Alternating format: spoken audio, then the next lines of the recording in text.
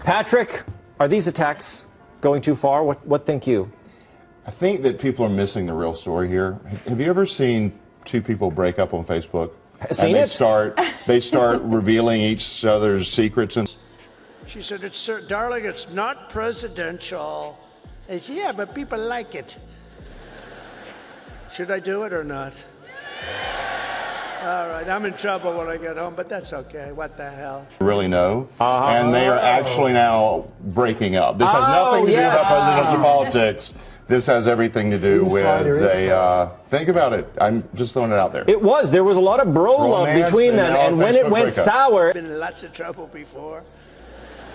But no, you look at the weightlifting where 18 years it stands, and they have this young woman and her parents are right where you are in the front row, and they're so proud of her. It was just past noon in New York when the news alert lit up screens across the country. Jim Carrey had done it again, and this time Melania Trump was caught in the crossfire. In a fiery live appearance that was part satire, part truth serum, Carrey unleashed a brutal monologue aimed squarely at Donald Trump, sparing no feelings, no history, and certainly no illusions. The segment was meant to be comedy, but what unfolded felt like a cultural gut punch. While the crowd at the taping roared with laughter, reports began to surface that Melania, watching from her Manhattan residence, broke down in tears. Openly, not behind closed doors, not in private like so many times before, but in front of her staff, her assistant, and her longtime confidant. Before we move on, I'd like to ask you a small favor. If you appreciate this content, please take a second to like this video and subscribe to the channel. Over 98% of you watch the videos without subscribing. It costs you nothing, but it makes a huge difference to us. So, did you click the subscribe button? Great, thank you so much. Now, back to the video. This wasn't just about comedy. This wasn't even about politics. This was personal. Carrey, a longtime critic of Trump, had already made waves years ago with his infamous cartoon sketches mocking the former president. Yeah,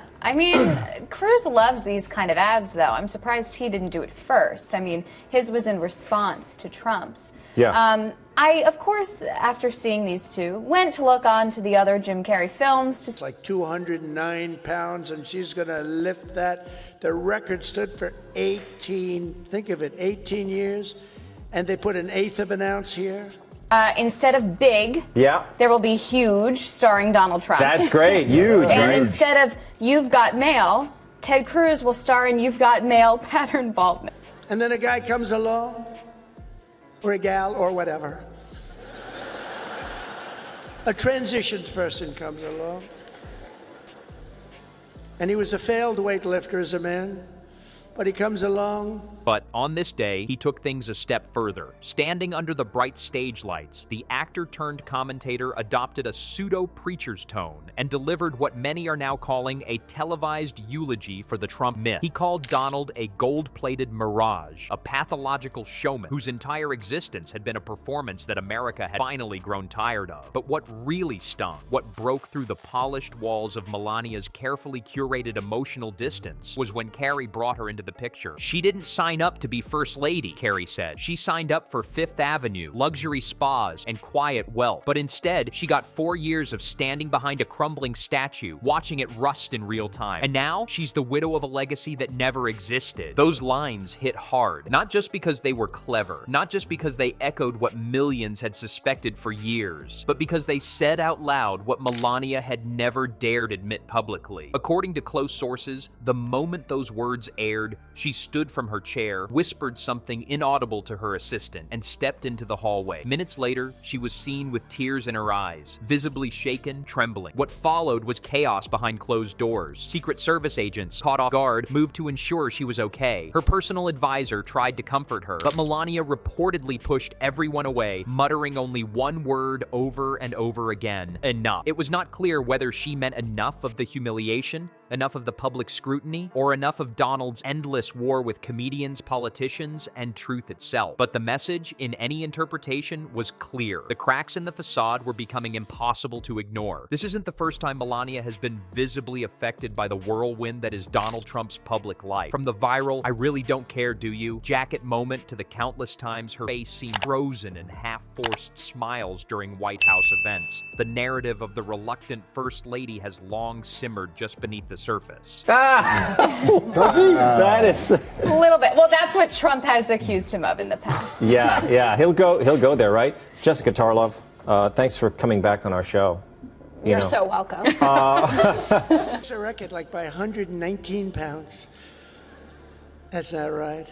The other one is the swimming. You've heard me talk about it. Great swimmers, and you know they rose to the top. No, I mean, That's so serious. I know. Is it Like she refused to come on. Well, you know, They've been begging me for months. we always hit you with the communism references, but it's all in jest, isn't it? One young lady, she was going to set the record. She fought all her life to set the record, just to win it by 1/9 of a second. Think of that, 1/9.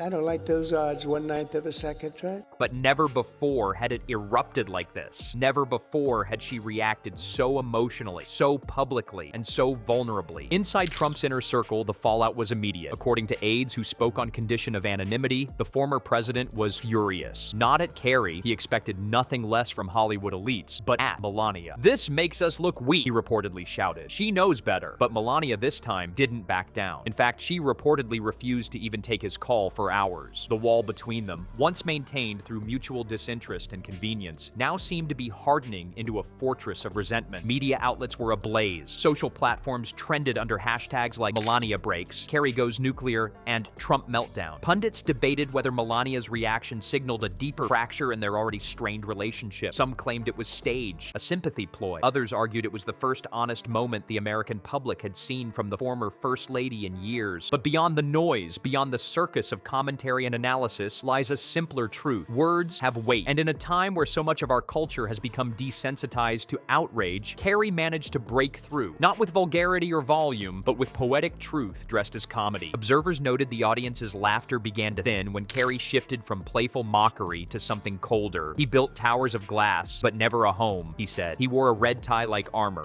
What think you of these attacks? Are they too juvenile? I thought things were elevated of late. Well, I don't know. I mean, we are 2 weeks after the hands and the manhood. But she looks to the left and she sees all the friends that she grew up with down in California, from all over the country. They're all the best swimmers. Then she looks to the right and she... Stuff on stage, so it's getting better. I actually, yes, you're completely right. You know, Ted Cruz has been doing this for a while. Remember his kids reading those bedtime stories about Hillary and Obama? Yeah. A person next to her who's a giant. And she looks and she, oh my God, who is that? I don't recognize that person. That was a person that transitioned.